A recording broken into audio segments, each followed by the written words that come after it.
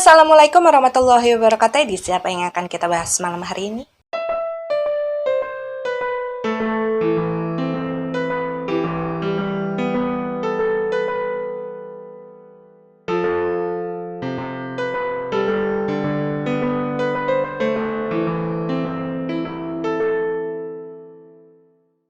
Dan ya malam hari ini akhirnya setelah sekian lama kita tidak bersua, kita tidak sama-sama mendengarkan cerita dalam edisi Dongeng Malam maupun Rekam Misteri. Malam hari ini saya masih diberikan kesempatan, diberikan kesehatan juga untuk kembali menyapa kalian yang ada di sana. Dan malam hari ini kita akan masuk ke dalam edisi Dongeng Malam ya. Dan kisah yang akan sama-sama kita dengarkan malam hari ini adalah kisah sesosok entitas bernama Lukas. Disclaimer dulu mungkin bagi kalian yang baru pertama kali menonton channel YouTube ini, bahwasanya edisi Dongeng Malam adalah edisi di mana kita sama-sama akan mendengarkan kisah mengenai sesosok residual energi yang dulunya pernah hidup ya melalui residual memory yang terdapat di dalam diri mereka. Mengenai nantinya kalian akan percaya atau tidak itu sudah menjadi hak kalian sebagai pendengar dan juga penonton cerita. Yang terpenting adalah bagaimana caranya kita bisa saling menebarkan energi yang positif dan bisa saling menghargai. Dan Lukas ini sebenarnya adalah sesosok entitas yang sudah cukup lama sekali saya gambarkan di dalam postingan saya di beberapa media sosial ya. Dan di dalam postingan tersebut sudah saya jelaskan secara sederhana bahwasanya Lukas ini merupakan seorang anak Belanda asli ya. Karena memang kedua orang tua Lukas ini adalah orang Belanda yang kebetulan pada saat itu tinggal di Indonesia. Karena memang si Lukas ini berasal dari lain kehidupan sekitar tahun 40-an awal. Dan Lukas ini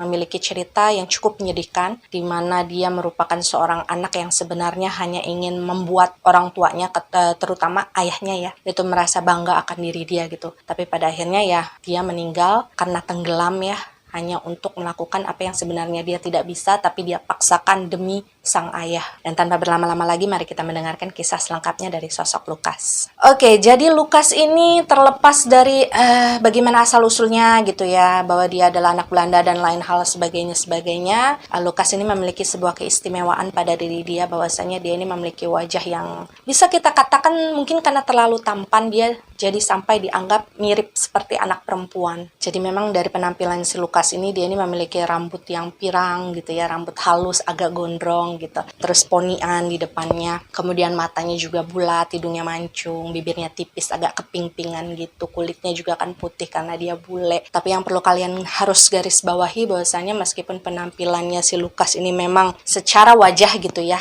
dia bisa dimirip-miripkan dengan perempuan, tapi si Lukas ini secara pembawaan, secara mental dia ini memang benar-benar laki-laki. Jadi nanti bagi kalian yang mendengarkan kisah ini jangan sampai ada yang salah paham mengenai bagaimana orientasi si Lukas ini yang sebenarnya, karena memang bisa saya yakini kepada kalian semua si Lukas ini memang benar-benar pure anak laki-laki. Dan mungkin sebenarnya kalau wajah seperti Lukas dimiliki oleh anak-anak yang hidup di zaman sekarang mungkin itu akan dianggap sebagai sebuah anugerah ya, karena wah saya tampan sekali gitu kan, saking tampannya saya sampai disandingkan dengan kecantikan perempuan. Tapi kalau menurut Lukas pada saat dia hidup dulu, apa yang dia miliki, wajah yang dia miliki pada saat itu adalah sesuatu yang pada akhirnya membuat dia ini mengalami kesulitan dalam bergaul ya, karena wajah dia yang konon dikatakan lebih lebih cocok untuk menjadi seorang perempuan, itu pada akhirnya membuat si Lukas ini menjadi bahan bulian bagi teman-temannya, bahkan bagi ayahnya sendiri. Dan di sini kita sebut saja nama dari ayahnya si Lukas ini adalah Peter ya, dan nama ibunya dari si Lukas ini adalah Erin untuk mempermudah cerita. Dan Lukas pun mulai menceritakan bagaimana kisah kehidupannya di masa lalu, bahwasanya ketika usia ini masih kecil lah ya, belum menginjak usia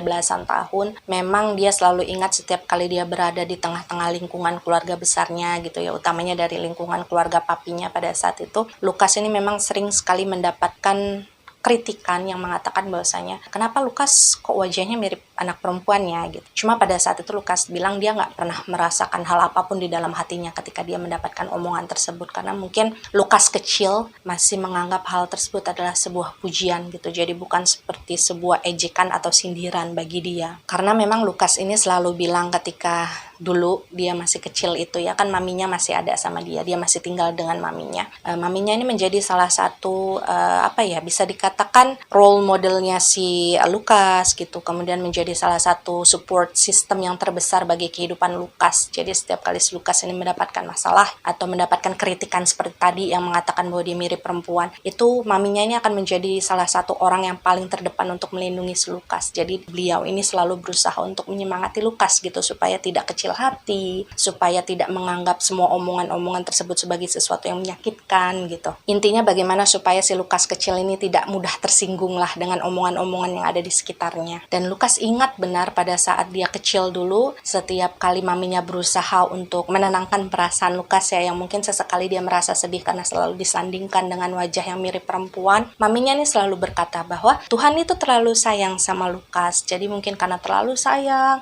Tuhan itu jadi memberikan wajah yang begitu indah kepada Lukas. Jadi memang si maminya ini sama sekali tidak ingin membuat si Lukas ini berpikir bahwasanya apa yang diberikan oleh Tuhan kepada Lukas pada saat itu adalah sesuatu yang patut untuk dia sesalkan atau membuat diri dia menjadi minder. Tapi semua hal positif yang selalu ditanamkan oleh maminya Lukas ya sejak dia masih kecil itu tiba-tiba saja istilahnya terputus begitu saja ketika si Lukas ini menginjak usia sekitar 15 tahunan. Jadi ketika si Lukas ini menginjak usia 15 tahunan, dia bilang entah bagaimana prosesnya ya, karena dia sendiri tidak mengikuti secara detail urusan kedua orang tuanya, tapi pada saat itu yang dia ketahui adalah papi dan maminya pada saat itu memutuskan untuk berpisah. Jadi kalau kata si Lukas pada saat itu memang semenjak dia kecil, Lukas ini sering sekali mendengar kedua orang tuanya ini bertengkar gitu di dalam rumah tersebut, meskipun si Lukas juga nggak tahu apa penyebabnya. Karena memang menurut Lukas si papinya, si Peter ini memiliki emosional yang cukup tinggi gitu. Jadi dia memang sering berteriak-teriak di rumah, kemudian kalau bicara dengan maminya itu selalu menggunakan nada yang tinggi, ngebentak-bentak. Dan mungkin saja setelah sekian lama waktu berlalu, mungkin papinya si Lukas ini dinilai tidak juga berubah gitu kan. Dan mungkin memang maminya si Lukas ini merasa dia sudah tidak tahan lagi dengan itu semua. Ya pada akhirnya maminya ini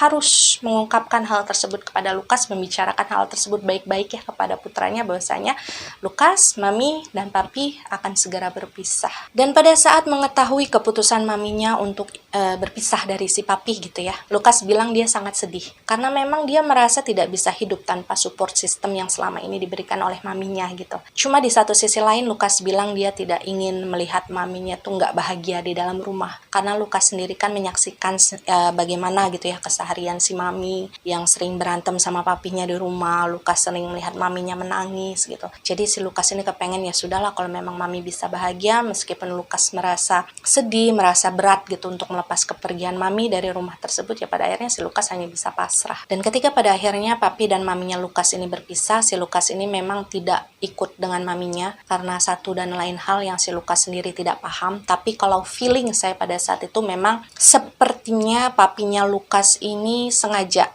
menahan sosok Lukas di rumah tersebut supaya tadinya mungkin dia kepengen maminya Lukas ini berubah pikiran mungkin ya. Jadi mungkin memang ada beberapa jalur hukum yang ditempuh oleh papinya si Lukas untuk membuat bagaimana caranya hak asuh dari si Lukas itu didapatkan oleh si papinya, bukan si maminya. Cuma karena pada saat itu si Lukas kan masih ya remaja ya, dia masih belum terlalu mengerti dengan dunia seperti itu, jadi dia hanya bisa mengerti gitu bahwasanya ya sudah, mami tidak bisa membawa saya dari rumah dan saya memang harus tinggal bersama papi di rumah, ya sudah mau digimanain lagi. Lukas bilang maminya memang tidak pernah menjelaskan secara rinci gitu ya mengenai kenapa mami mau pisah, kemudian kenapa mami tidak bisa membawa Lukas ikut dengan mami keluar dari rumah. Cuma ada satu residual memori yang saya dapatkan dari sosok si Lukas pada saat itu ya, mungkin menjadi salah satu kenangan yang sangat terhighlight di dalam kepalanya si Lukas sampai dia tidak bisa melupakan hal tersebut. Ada momen dimana di sebuah malam gitu ya,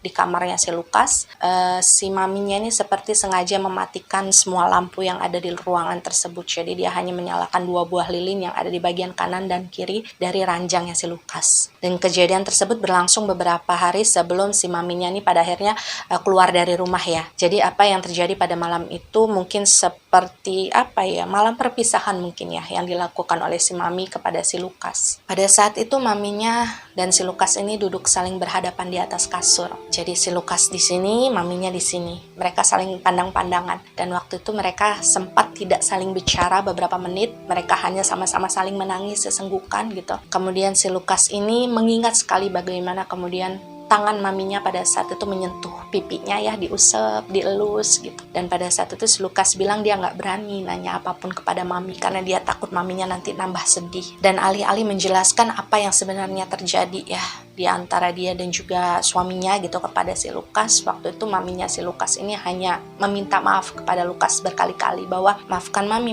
tidak bisa membawa kamu, maafkan mami. Dan waktu itu yang bisa dilakukan oleh Lukas hanyalah memegang tangan maminya yang waktu itu menyentuh pipinya ya, dia pegang seperti ini, kemudian dia kecup berkali-kali. Karena menurut Lukas pada saat itu memang tidak ada hal apapun lagi yang bisa dia lakukan gitu untuk mencegah kepergian maminya. Keputusan sudah terlanjur dibuat, mungkin juga pada saat itu secara hukum mami dan papinya memang sudah bukan lagi suami istri gitu. Jadi memang segala sesuatunya sudah terlanjur. Dan ada satu nasihat yang diberikan oleh si maminya Lukas ya, yang selalu Lukas ingat bahkan sampai detik ini dia sudah menjadi sosok residual energi, adalah pada saat itu maminya bilang gini, apapun yang nanti terjadi kepada Lukas harus percaya bahwasanya semua yang diberikan oleh Tuhan kepada Lukas itu adalah sebuah anugerah. Jadi Lukas tidak boleh menyesali apapun, Lukas juga tidak boleh membiarkan hati Lukas membenci siapapun. Dan ketika kemudian maminya benar-benar pergi dari rumah tersebut, Lukas ini mulai merasakan perubahan yang cukup drastis dari cara bagaimana dia hidup di rumah itu. Jadi kalau menurut Lukas kan sebelumnya dia tinggal dengan seorang mami yang sangat suportif gitu, sangat baik, bicaranya lemah lembut, selalu menjadi sosok pendengar yang sabar gitu ya bagi si Lukas. Dan setelah kemudian dia ditinggalkan oleh mami dan digantikan oleh sosok si papinya,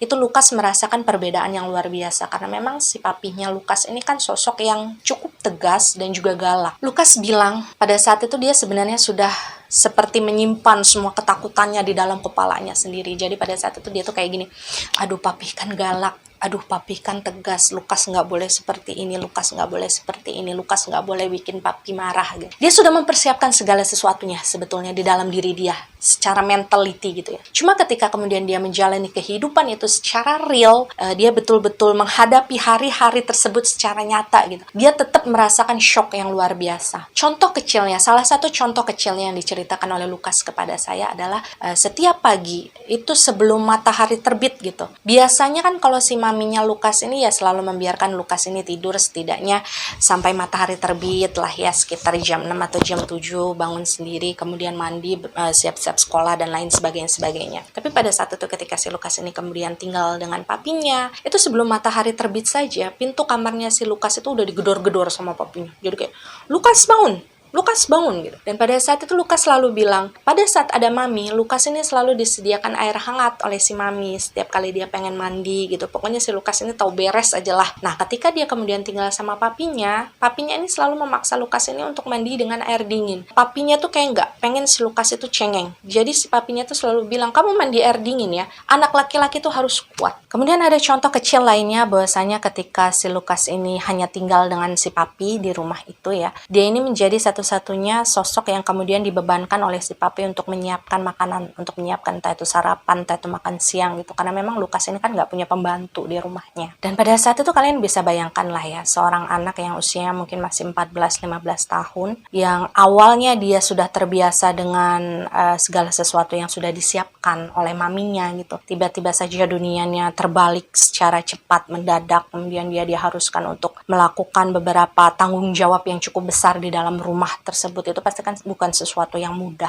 ketika dia dibebankan untuk selalu menyiapkan sarapan. Jadi sarapan itu memang harus sudah tersedia di meja makan sebelum si papinya ini bangun. Jadi kalau misalkan si papinya ini bangun, si Lukas belum selesai menyiapkan sarapan, maka papinya akan marah. Ataupun ketika si Lukas ini memasak makanan yang dianggap tidak enak oleh si papi, papinya juga pasti akan marah. Dan marahnya si Peter ini kepada si Lukas itu bukan marah sekedar omongan doang ya, tapi juga secara dia main fisik gitu loh. Kadang dia mukul si Lukas, kadang dia nggak segan-segan untuk melemparkan piring ke arahnya si Lukas. Jadi cara marahnya si Peter, cara dia melampiaskan emosionalnya gitu ya, itu memang cukup ekstrim dan mengerikan. Itulah kenapa si Lukas ini selalu berusaha, selalu mengingatkan pada dirinya sendiri untuk tidak membuat kesalahan setiap harinya. Kemudian ada satu residual memori lagi yang saya dapatkan dari sosok si Lukas ya pada saat itu. Waktu itu si Lukas ini di suatu pagi sedang nyemir sepatu papinya di teras depan.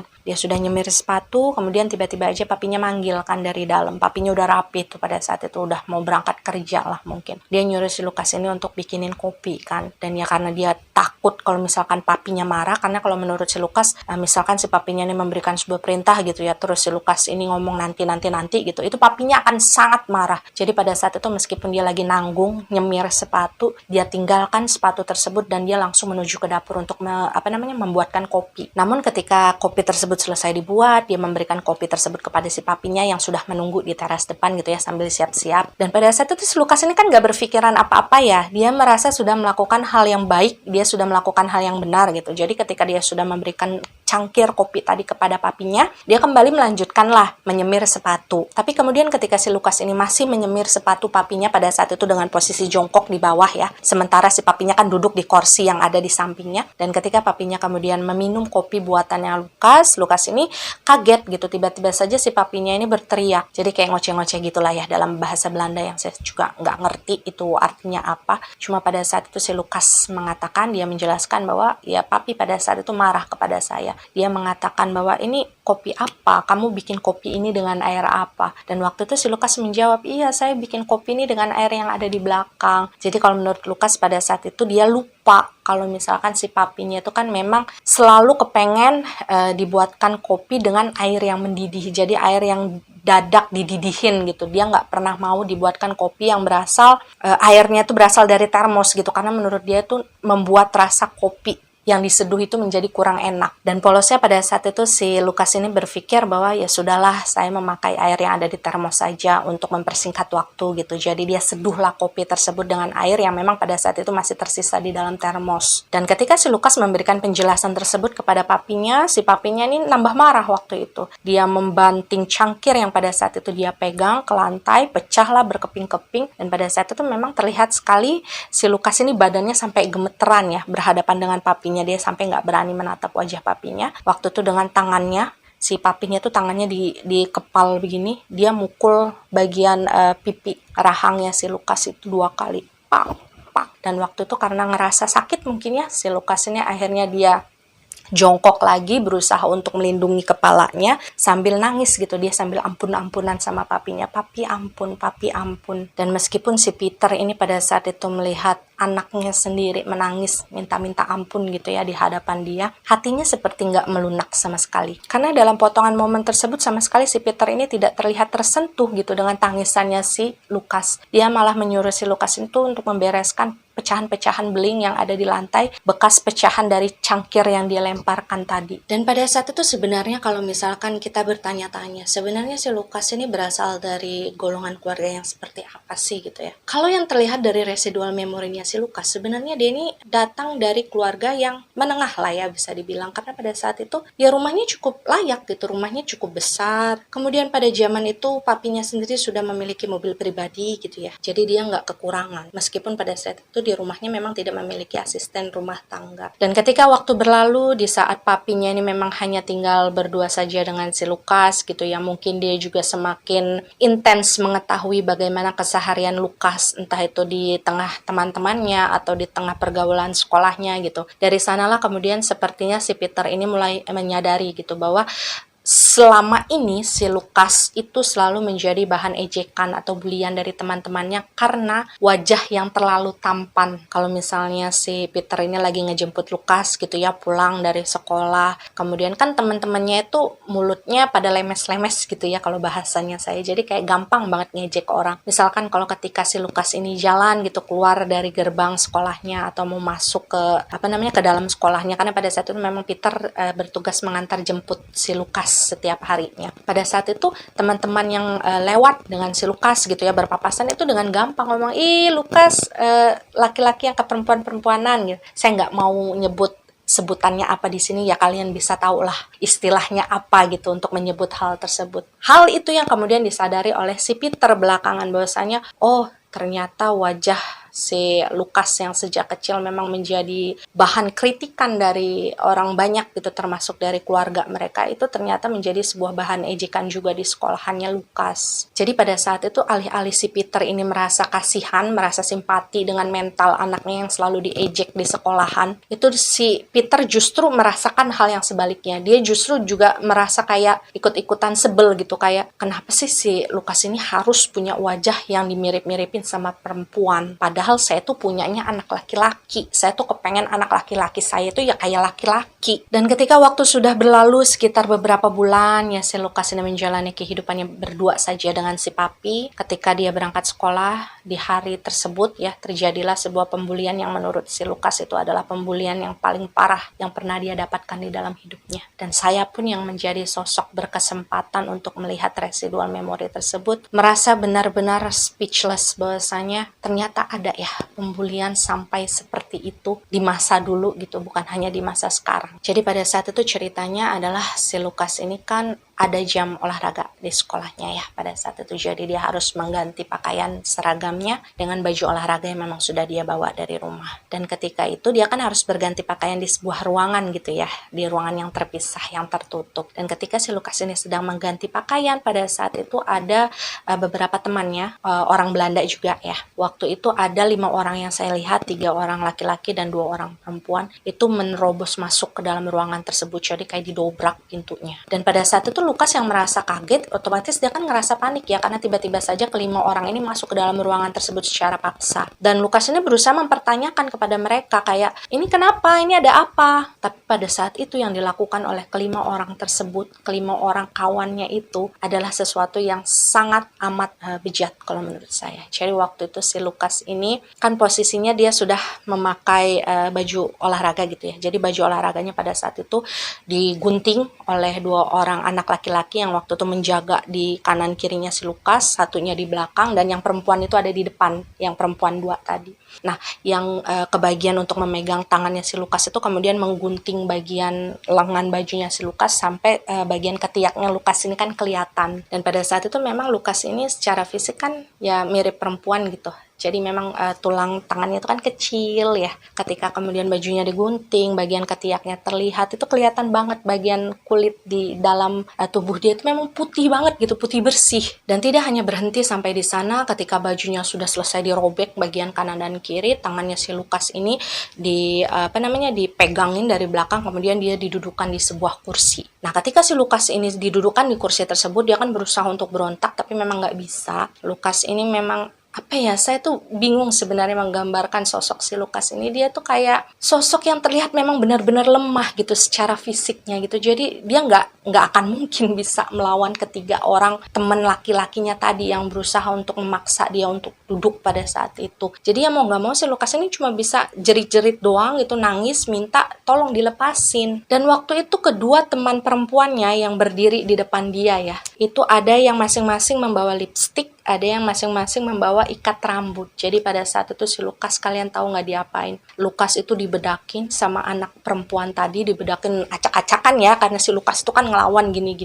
Nah, pada saat itu si Lukas dibedakin sampai menor, kemudian dilipstikin, bibirnya dipakein eyeshadow gitu. Jadi memang betul-betul kayak sengaja dibuat mirip menjadi perempuan. Dan saat itu karena memang kedua tangannya si Lukas ini kan nggak bisa mencegah apa yang dilakukan oleh kedua anak perempuan tadi kan. Dan waktu itu posisinya rambut si Lukas ini memang agak gondrong gitu. Jadi di bagian belakang itu bisa lah dikucir kalau misalkan kita ikat pakai karet. Nah, pada saat itu salah satu anak perempuan yang memang sengaja membawa ikat rambut pita bentuknya berwarna merah marun yang saya lihat, itu dia ikatkan di atas rambutnya si Lukas. Jadi pada saat itu Lukas bilang hatinya sangat sakit ya. Maksudnya kayak dia ngerasa benar-benar dilecehkan pada saat itu. Dilecehkan dalam artian, saya ini laki-laki, kenapa semua orang nggak ada yang percaya kalau saya ini laki-laki, jiwa saya ini laki-laki. Dan ketika sudah selesai didandani secara paksa, kemudian bajunya juga digunting hingga bagian ketiaknya kelihatan, si Lukas ini dalam kondisi masih dipegangin tangannya gitu ya dari belakang, itu diarak ke sekeliling sekolahan. Dan kalian bayangkan ketika si Lukas diarak seperti itu, dalam kondisi seperti itu, dengan wajah dandanan yang acak-acakan seperti perempuan gitu. Kemudian bagian lengannya terlihat terekspos gitu.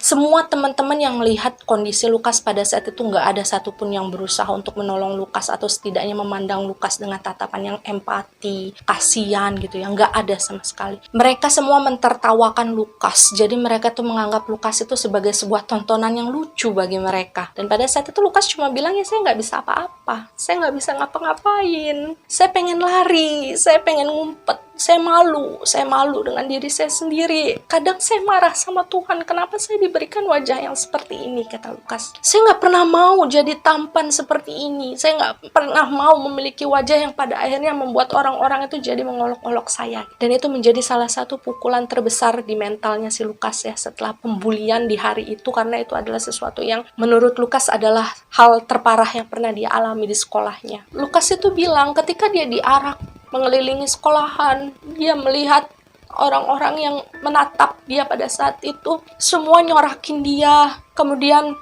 nyebut dia tuh sebagai lelaki yang keperempuan-perempuanan. Kalian tahulah apa istilahnya pada saat itu. Jadi si Lukas itu sedih. Dan sayangnya memang ketika di hari tersebut, saat si Lukas ini mendapatkan pembulian yang luar biasa bagi dia ya, justru dia ini dipersalahkan atas apa yang terjadi. Jadi memang seluruh guru yang ada di sekolahnya, kalau kata Lukas pada saat itu, memandang kesalahan yang terjadi di hari itu ada di dirinya si Lukas. Jadi si Lukas ini memang dianggap sudah menciptakan kekacauan. Dan karena hal tersebutlah pada akhirnya orang tuanya si Lukas ini dipanggil ke sekolahan. Dan karena kalian juga tahu bahwasanya si maminya sudah tidak ada lagi bersama Lukas kan, dan pada akhirnya papinya Lukas lah yang pada saat itu dipanggil, yaitu si Peter. Dan karena pada saat itu si Lukas ini memang sangat mengenal sekali sifat dan juga karakteristik papinya ya, otomatis dia merasa ketakutan. Dia hanya tidak bisa membayangkan seberapa marahnya si papi nanti nih ketika dia tahu bahwasanya di hari tersebut si Lukas ini sudah membuat sebuah kekacauan di sekolah, padahal kita semua tahu bahwasanya apa yang terjadi di hari itu bukanlah keinginan Lukas. Dan saya sendiri nggak habis pikir ya, maksudnya sistem sekolah seperti apa yang pada saat itu menjadi tempat Lukas menimba ilmu, karena saya ngerasa greget sendiri bagaimana ketika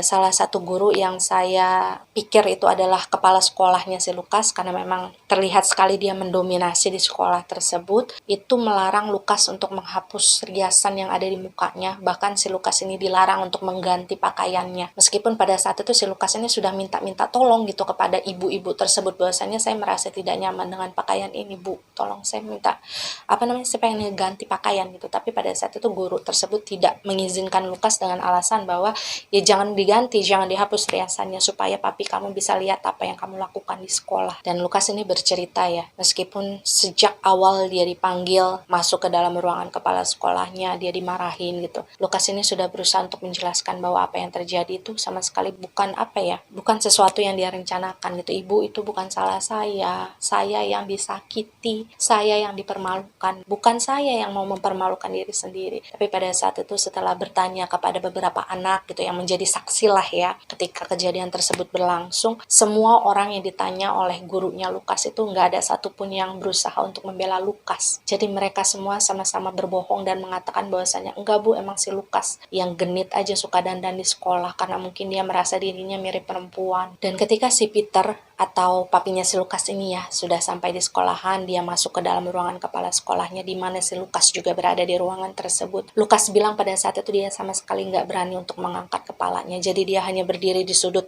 ruangan tersebut. Dan pada saat itu memang si Peter ini yang dilihat oleh Lukas ya pada saat itu cuma diem aja, jadi dia cuma ngangguk-ngangguk gitu tanpa menjawab sepatah kata pun apa yang dikatakan oleh si kepala sekolahnya Lukas. Tapi justru diamnya si papi ini membuat si Lukas ini justru merasa semakin takut, karena memang kan terkadang kalau kita menghadapi orang yang emosionalnya tinggi gitu ya, itu posisi yang paling kita takutkan itu sebenarnya adalah ketika orang tersebut diam. Karena biasanya orang yang gampang marah kemudian sekalinya dia diam, itu nantinya ketika kemarahannya meledak, bahayanya akan berkali-kali lipat. Dan setelah selesai mendapatkan beberapa nasihat gitulah ya, diomongin ini itu sama kepala sekolahnya, akhirnya si Peter ini meminta izin kepada gurunya si Lukas untuk membawa Lukas ini pulang lebih awal. Dan waktu itu Lukas bilang ketika si Peter ini berada di dalam mobil bersama dia gitu ya, papinya sama sekali nggak bicara, sama sekali nggak mengajak dia bicara. Dan meskipun pada saat itu sebenarnya Lukas merasa aneh ya, kenapa papinya kok tiba-tiba nggak marahin saya nih gitu. Cuma pada saat itu Lukas ini terlalu segan lah untuk mempertanyakan hal tersebut. Dan semua di luar dugaannya si Lukas, bahwasanya diamnya si papi itu berlangsung selama hampir beberapa hari. Jadi Lukas ini benar-benar dicuekin sama papinya, gak diajak bicara sama sekali. Bahkan ketika si Lukas ini menyiapkan sarapan, membuatkan kopi untuk si papi gitu, itu sama sekali nggak disentuh. Dan karena hal tersebutlah si Lukas ini kan ngerasa jadi nggak enak ya.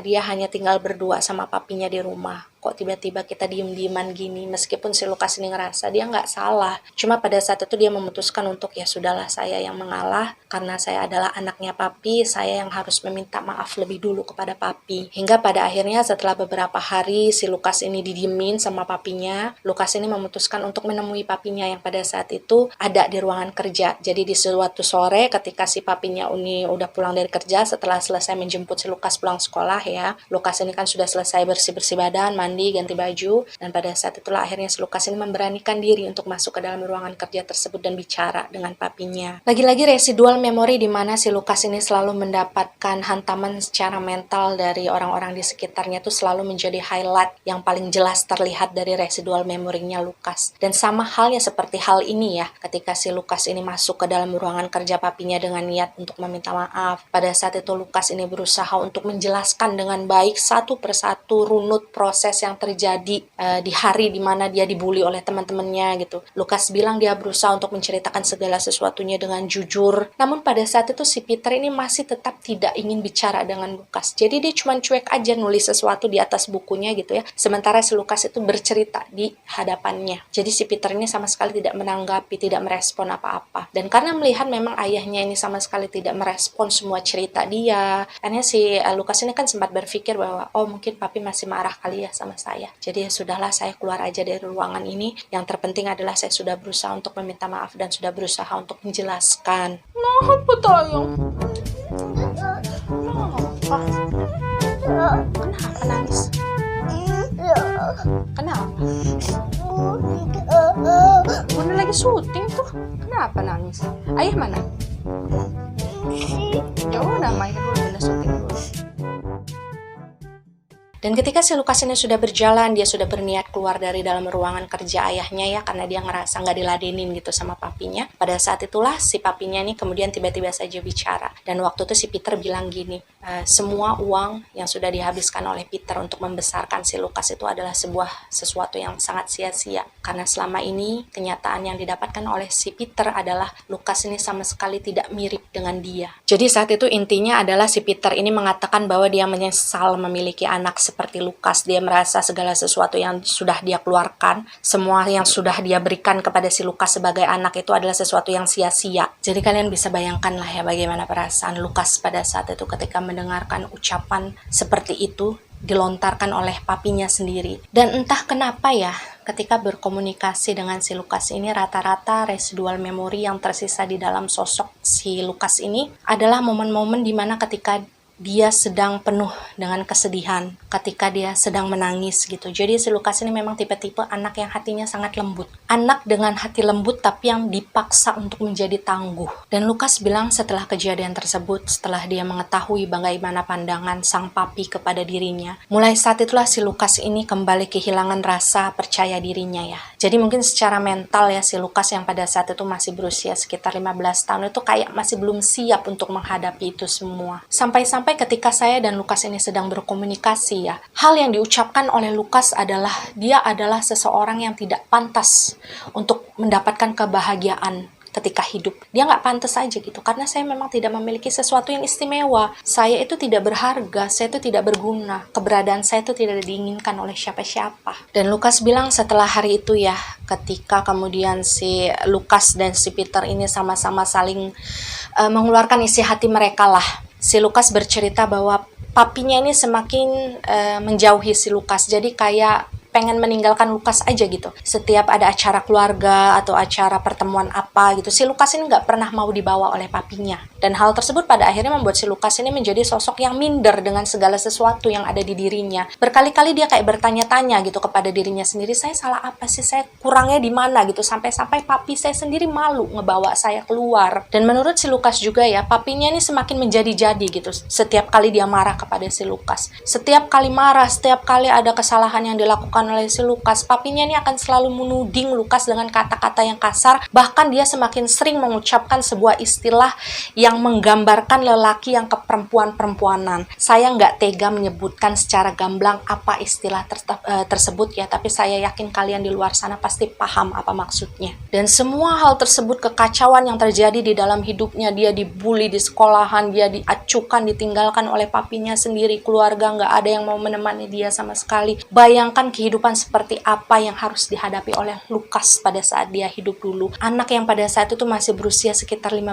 tahun, dia ditinggalkan begitu saja oleh lingkungan di sekitarnya karena sesuatu yang sama sekali tidak pernah dia minta. Dia memiliki wajah yang terlalu tampan sampai dia dianggap mirip dengan perempuan. Lukas nggak pernah minta hal tersebut terjadi pada diri dia. Dia nggak pernah memilih jalan hidup seperti itu. Dan memang kalau kalian bertanya ya, lalu kemana sosok maminya si Lukas selama ini? Sampai si Lukas ini merasa kesepian, ditinggalkan oleh teman-teman, ditinggalkan oleh papinya. Dan kalau memang kalian bertanya-tanya kemana sosok maminya si Lukas gitu ya, sampai si Lukas ini merasa kesepian, sendirian setelah ditinggalkan oleh teman-temannya, bahkan diacukan oleh papinya sendiri. Lukas bilang bahwasanya semenjak hari dimana maminya pamitan sama dia pergi dari rumah, semenjak itu pula si Lukas ini nggak pernah lagi bertemu dengan maminya. Jadi Lukas memang tidak tahu apa yang menyebabkan maminya nggak pernah datang lagi untuk sekedar menjenguk si Lukas. Dan pada saat itu Lukas bilang dia sempat mengalami transisi waktu-waktu di mana dia ngerasa marah juga sama maminya. Mami kemana sih? Kok bisa ninggalin Lukas sebegininya gitu? Lukas sendirian, Lukas butuh mami tapi mami nggak ada.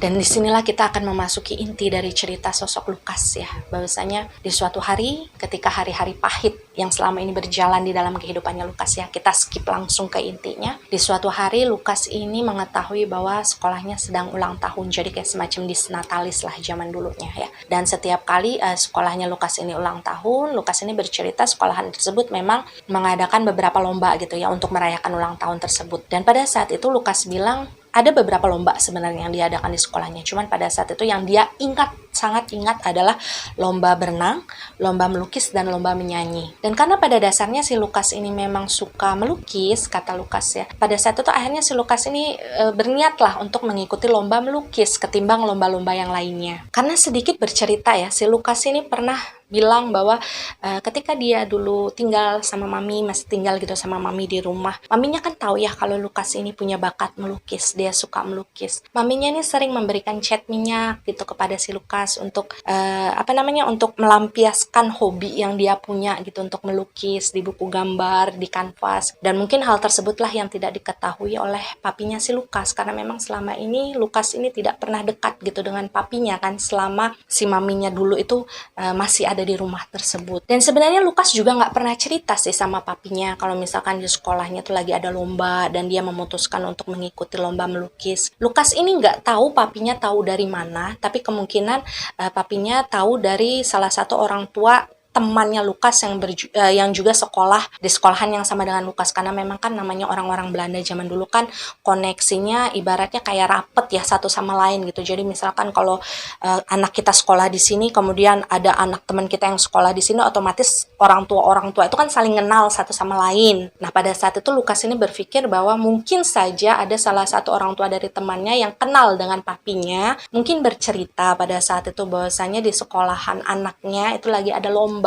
Dan waktu itu anak dari teman papinya si Lukas itu juga mengikuti lomba di hari ulang tahun sekolahan tersebut. Tapi pada saat itu lomba yang dipilih oleh anak dari teman papinya tersebut adalah lomba berenang. Dan kita sebut saja di sini nama anak dari teman papinya papinya si Lukas itu namanya Sean ya. Dan di suatu pagi sekitar seminggu lah sebelum hari H perlombaan tersebut diadakan di sekolahan, karena memang kan harus ada persiapan-persiapan dulu gitu ya. Pada saat itu di suatu pagi ketika si Lukas dan juga si Peter ini sedang makan satu meja gitu, sarapan, nggak ada angin nggak ada hujan, tiba-tiba saja Peter ini ngomong gini ke si Lukas, lihat tuh si Sean, dia ikut lomba berenang di sekolahannya. Ya seharusnya laki-laki memang seperti itu. Yang dipilih adalah lomba berenang karena itu adalah lomba yang berhubungan dengan fisik. Bukan memilih lomba menyanyi, melukis, karena itu adalah lomba-lomba yang hanya dilakukan oleh perempuan. Dan pada saat mendengar hal tersebut, otomatis Lukas ini ngerasa kayak, loh, kok papi tahu gitu di sekolahan saya ada lomba. Dan pada saat itu si Lukas ini juga ngerasa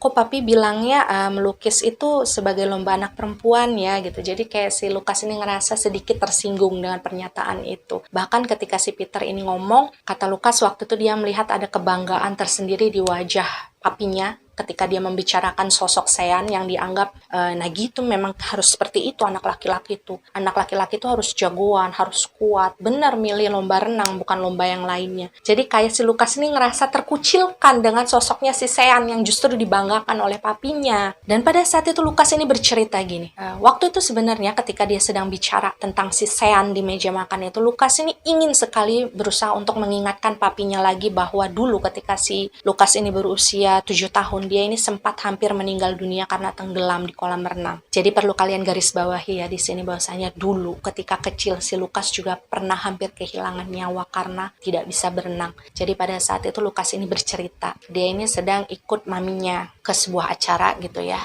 Kemudian di acara tersebut tuh ada sebuah kolam lah, dan pada saat itu si Lukas ini nggak sengaja kejebur di kolam tersebut. Dia kan nggak bisa berenang sama sekali, dan pada saat itu si Lukas ini luput lah dari pengawasan si maminya. Dan karena luput dari pengawasan si maminya, orang-orang di sekitar juga mungkin ya hanya mementingkan diri sendiri lah, nggak ada yang memperhatikan sekitar gitu ya. Jadi si Lukas ini sempat berada cukup lama di dalam kolam renang tersebut. Ya kita bilang tadi dia hampir meninggal dunia di sana. Meskipun pada akhirnya si Lukas ini bisa diselamatkan ya, bisa ditolong gitu dengan orang-orang yang akhirnya menyadari bahwasanya ada anak yang kejebur di kolam tersebut dan butuh pertolongan. Tapi semenjak hari itu kalau kata Lukas, maminya ini kayak trauma untuk membiarkan si Lukas ini dekat-dekat ke arah kolam. Bahkan Lukas ini nggak pernah diizinkan untuk dekat-dekat dengan danau, nggak pernah diizinkan untuk pergi jalan-jalan ke pantai atau semacamnya. Karena maminya ini memang nggak mau kalau si Lukas itu mengalami hal yang sama lagi dengan apa yang pernah dialaminya dulu. Jadi memang itulah kemudian yang menjadi alasan si Lukas ini tidak pernah belajar berenang sama sekali semenjak dia kecil. Karena memang maminya tidak pernah mengizinkan. Dan mungkin karena si Peter ini tidak pernah memperhatikan Lukas sama sekali ya. Dia terlalu sibuk dengan dunianya.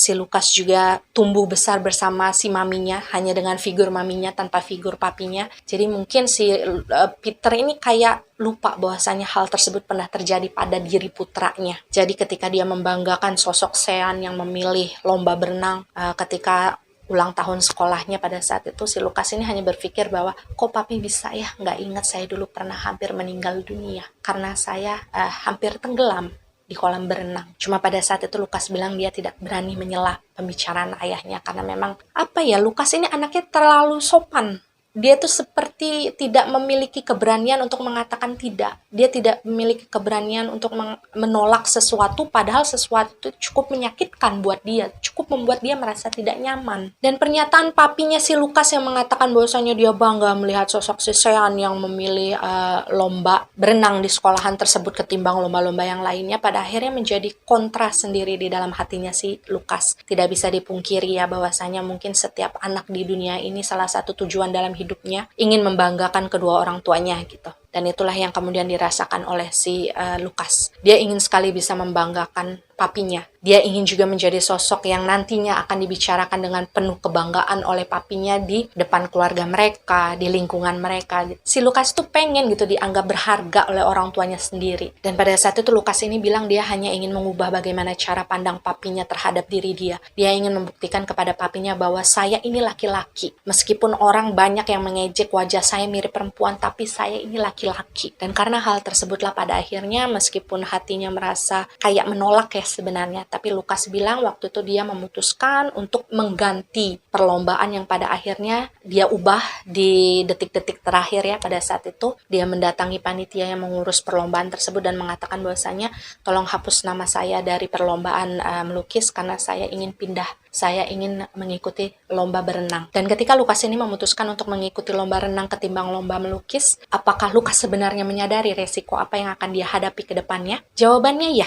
Lukas menyadari benar bahwasanya dia nggak bisa berenang sama sekali. Dia nggak punya pengalaman berenang sama sekali. Dia bahkan nggak pernah nyebur ke dalam air yang ada di kolam renang sama sekali seumur hidupnya. Tapi pada saat itu polosnya Lukas ya, dia bilang gini, saya pada saat itu hanya berpikir bahwasanya yang namanya berenang itu gampang. Yang namanya berenang itu cuma nyeburin diri ke dalam air, kemudian kita gerak-gerak, kemudian bisa ngambang dan berenang. Jadi pada saat itu kepolosannya tersebutlah yang membuat si Lukas ini akhirnya ya udah percaya diri aja gitu. Dan Lukas bilang sebenarnya tujuan dia mengikuti lomba berenang pada saat itu bukanlah untuk menjadi juara pertama, enggak. Karena dia sadar diri dia nggak bisa berenang gitu. Ibaratnya dia bisa berenang sampai ke ujung juga, itu udah sangat luar biasa bagi dia. Satu-satunya hal yang ingin dirasakan oleh si Lukas pada saat itu adalah dia pengen ngelihat papinya bangga sama dia. Dia pengen ngelihat papinya tuh datang ketika si Lukas ini sedang lomba. Dia tuh pengen papinya tuh melihat Lukas itu dengan kacamata yang berbeda, bahwasanya saya ini bisa bikin papi bangga dengan cara yang saya punya. Dan setidaknya si Lukas ini pengen sekali aja papinya itu mengakui bahwasannya Lukas mirip dengan papi. Dan papi nggak perlu menyesal lagi bahwasannya selama ini papi sudah menghabiskan banyak hal untuk merawat dan membesarkan saya sebagai anak papi. Dan 2 hari sebelum perlombaan tersebut dimulai ya, kan setiap orang tua mendapatkan undangan masing-masing dari sekolahan. Pada saat itu si Lukas ini memberikanlah undangan tersebut kepada papinya, dan saat itu si Lukas ini bilang, "Papi, saya ikut lomba berenang seperti Sean." Dan kalau kata Lukas ketika papinya mendengar bahwasanya si Lukas ini mengikuti perlombaan renang sama seperti Sean yang dibangga-banggakan papinya kemarin tuh, untuk pertama kalinya si Lukas ini merasa papinya tuh kayak seneng gitu. Si papinya tuh senyum sama si Lukas, meskipun pada saat itu memang papinya nggak bilang apa-apa. Tapi pada saat itu si Lukas ini mendapatkan sebuah tepukan semangat gitu ya di pundaknya dari sang papi. Dan pada saat itu Lukas bilang, ya udah, itu udah cukup bagi saya, itu sudah menjadi sebuah kayak penyemangat diri dia bahwasanya ya sudah, ternyata apa yang saya putuskan kemarin itu bukanlah sesuatu yang salah. Dan ketika hari perlombaan pun tiba, Lukas bilang sebenarnya pada saat itu dia benar-benar buta dengan apa yang harus dia persiapkan. Bahkan ketika di hari H, ketika dia sudah berkumpul dengan anak-anak yang lain yang juga mengikuti lomba berenang pada saat itu ya, dia tuh sampai diam-diam harus memperhatikan cara si Sean ini melakukan pemanasan, karena dia memang nggak tahu sama sekali gimana harus melakukannya. Dan beberapa menit sebelum lomba dimulai, ketika semua penonton sudah berkumpul di tribun gitu ya, jadi itu kayak zaman dulu itu kan belum ada tribun stadion yang kayak sekarang itu kan enggak ya, jadi kayak kursi-kursi aja, kursi-kursi kayu yang dijajarin, kursi-kursi panjang yang dijajarin gitu di pinggir-pinggir kolam renang yang ada di situ. Dan pada saat itu si Lukas bilang untuk pertama kalinya dia melihat papinya datang di antara penonton-penonton yang lain gitu kan. Kemudian si Lukas ini sempat dadahin papinya gitu dari tempat dia berdiri di dekat kolam renang tadi. Dan pada saat itu papinya cuma ngangguk senyum gitu sama Lukas.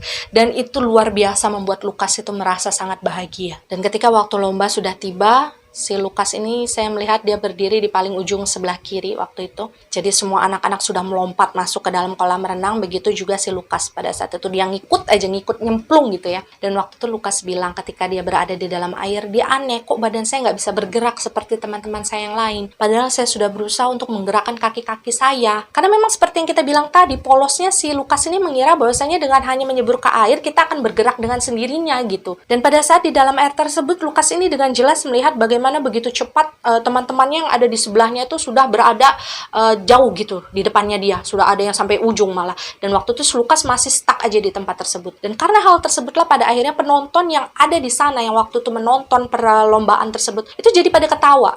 Dan Lukas sadar bahwasanya mereka mentertawakan saya karena saya nggak bergerak sama sekali dari tempat di mana saya lompat. Dan pada saat itu yang terlihat dari residual memorinya si Lukas ya, saya sempat merasakan bahwasanya itu luar biasa perih sekali di bagian kerongkong hidung, sampai masuk ke kerongkongan itu airnya masuk ke dalam mulutnya dia karena dia megap-megap kan, dia nggak tahu caranya berenang untuk bertahan di permukaan air karena memang kolam renangnya cukup dalam pada saat itu. Dan waktu itu dia sempat menengok ke arah papinya duduk, dan si Lukas ini bilang dia melihat bagaimana wajah papinya ini merah, nahan malu, nahan marah. Dan waktu itulah mungkin si Lukas ini merasa mentalnya hancurnya di situ ya, karena dia ngerasa sudah mengecewakan papinya. Dia ngerasa bahwasanya apa yang sudah dia rencanakan matang-matang tidak berjalan sesuai rencana. Dan pada saat itu di tengah kekalutan hatinya, si Lukas ini mulai merasakan kakinya tuh udah nggak bisa digerakin lagi. Jadi Lukas bilang tuh kakinya tuh kayak diikat ya di dalam air, dan itu kayak kayak diseret supaya masuk gitu. Jadi dia benar-benar nggak bisa bertahan di permukaan. Dan pada saat itu Lukas bilang dia juga nggak tahu kenapa tidak ada satu orang pun yang berusaha untuk menolong dia, padahal dia sudah berusaha untuk memberikan isyarat bahwa dia sudah tidak lagi bisa bertahan nih di atas permukaan. Dan ketika si Lukas ini sedang berusaha untuk mempertahankan posisi tubuhnya supaya dia tidak masuk ke dalam air ya, karena kakinya udah kram, udah nggak bisa digerakkan sama sekali. Pada saat itu pandangan si Lukas ini masih tertuju ke arah tempat di mana papinya duduk. Dia justru menyaksikan bagaimana kemudian papinya berdiri dari kursinya dan pergi begitu saja dari tempat tersebut tanpa sama sekali mengkhawatirkan kondisinya si Lukas yang udah megap-megap minta tolong. Jadi Lukas ini bilang ketika dia kemudian menyaksikan bagaimana papinya pergi gitu aja meninggalkan dia di tengah usaha dia untuk mempertahankan hidup gitu ya. Sama sekali nggak ada rasa kasihan di sana, sama sekali kayak nggak ada rasa peduli dengan anaknya sendiri. Lukas bilang dia menangis di dalam air tersebut. Jadi dari awal dia berusaha untuk mengangkat tangannya, memberikan isyarat bahwasanya dia minta tolong. Pada saat itu dengan lemah dia menjatuhkan tangannya, dan dia udah pasrah dengan apa yang akan terjadi pada dia selanjutnya. Dia udah nggak punya alasan untuk bertahan kalau kata Lukas. Dan ketika si Lukas ini memutuskan untuk pasrah, dia memasrahkan segalanya pada saat itu, memperhatikan satu persatu wajah dari orang-orang yang mentertawakan dia, yang duduk di sekitar dia waktu itu menonton kelemahan dia. Dia hanya mengusap dadanya sambil bilang bahwa sebeginikah kehidupan manusia yang memang rata-rata seperti dimatikan rasa empati dan simpatinya terhadap sesama. Jadi karena saking mereka nggak sukanya sama Lukas, ketika melihat si Lukas ini minta tolong berada di antara hidup dan mati, mereka sama sekali nggak punya niatan untuk menolong Lukas sama sekali. Apa yang terjadi pada diri Lukas itu dianggap menjadi sebuah tontonan yang lucu bagi mereka. Dan ya, Lukas akhirnya menyerah ya.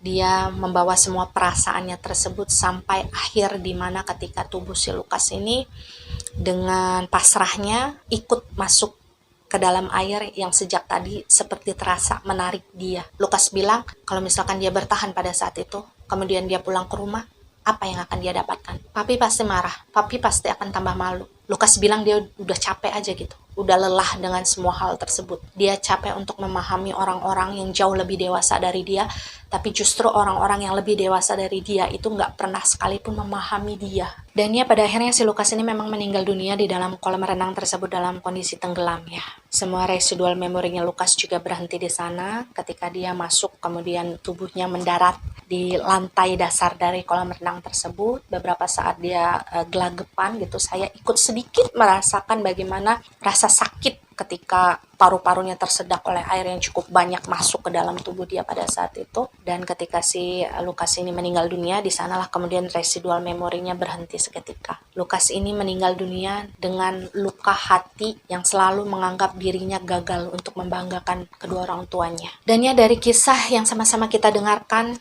dari sosok si Lukas ini ya, sebenarnya banyak sekali pembelajaran yang bisa kita ambil dari sana. Kalau dari sisi orang tua, sebenarnya gini, kita nggak pernah bisa memilih anak seperti apa yang ingin kita dapatkan. Begitu juga seorang anak tidak akan pernah bisa memilih orang tua seperti apa yang ingin mereka dapatkan. Jadi dalam hal ini kita harus seimbang untuk memandang kedua sisi antara orang tua dan anak. Kita harus sama-sama bisa saling memaklumi bahwasanya tidak ada orang yang mau memiliki kekurangan. Tidak ada orang lain juga yang bisa memilih kelebihan apa yang pengen mereka dapatkan ketika mereka hidup di dunia. Seperti halnya Lukas ya, dia bilang dia tidak pernah minta dilahirkan dalam situasi di mana dia memiliki wajah yang sering dimirip-miripkan dengan perempuan gitu. Dia nggak pernah mau seperti itu. Tapi dia kan nggak bisa merubah kodrat dia. Itu takdirnya dia. Itu yang dia bawa ketika dia lahir. Kemudian dia tumbuh besar. Hanya saja sayangnya mungkin orang tuanya pada saat itu, terutama papinya ya, yaitu Peter, kurang bisa memahami hal tersebut. Bahwasanya si Lukas sebagai anak juga memiliki luka hati. Meskipun dia masih kecil, dia masih remaja gitu. Dia juga memiliki luka gitu. Dia juga memiliki keinginan untuk dibesarkan hatinya gitu. Bukan hanya melulu hanya tentang orang tua dan orang tua. Anak juga ingin dimengerti, anak juga ingin diberikan satu posisi di mana dia dimaklumi, di mana dia dipeluk, dirangkul dalam setiap keadaan. Dan satu lagi pembelajaran penting yang bisa kita ambil dari kisahnya si Lukas adalah bagaimana kita kalau jadi orang itu jangan selalu melulu memikirkan bagaimana caranya bisa membahagiakan, membanggakan orang lain. Yang terpenting bagi kita adalah itu bagaimana caranya kita untuk bisa bahagia dulu. Diri kita dulu yang dibahagiain. Kalau kita sudah membahagiakan diri kita, kita baru bisa membahagiakan orang lain. Itu sudah secara otomatis kok. Jadi kita nggak perlu menuntut diri kita untuk menjadi sempurna. Kita nggak perlu menuntut kita harus bisa ngebanggain semua orang yang ada sekeliling kita gitu. Itu nggak akan bisa. Karena kodrat setiap manusia hidup di dunia ini pasti akan selalu ada pro dan kontra. Akan selalu ada yang suka dan ada yang tidak. Dan kalau memang sesuatu yang ada di sekitar kamu itu terasa tidak membuat kamu nyaman, jangan sekali-kali segan untuk mengatakan tidak. Kita nggak perlu selalu mengiyakan segala sesuatu yang kemudian membuat orang bahagia tapi tidak membuat kita senang. Karena kisah Lukas ini menjadi satu pembelajaran bagi kita ketika dia terus-menerus menuntut dirinya untuk bisa membanggakan papinya, sementara dia tidak mendengarkan isi hatinya seperti apa, dia tidak menuruti keinginannya seperti apa, dia tidak mencari sesuatu yang membuat dia bahagia di tengah kehidupannya yang penuh dengan pembulian. Ya pada akhirnya hidupnya akan terasa kosong. Sampai akhir hidupnya dia bahkan tidak bisa memandang tinggi dirinya sendiri. Dia bahkan tidak bisa melihat dirinya tuh berharga. Dan perlu kalian ketahui bahwasannya perasaan seperti itu adalah sesuatu yang akan menggantung lama di sosok entitas sampai nanti akhirnya proses mereka selesai dan sirna menuju keabadian. Jadi ingat, hidup ini cuma sekali, kita manfaatkan dengan baik, puas-puasin membahagiakan diri sendiri dulu, baru membahagiakan orang-orang yang ada di sekitar kita. Karena kalau kita bahagia, aura yang kita keluarkan itu otomatis akan terasa positif bagi orang-orang yang ada di sekitar kita.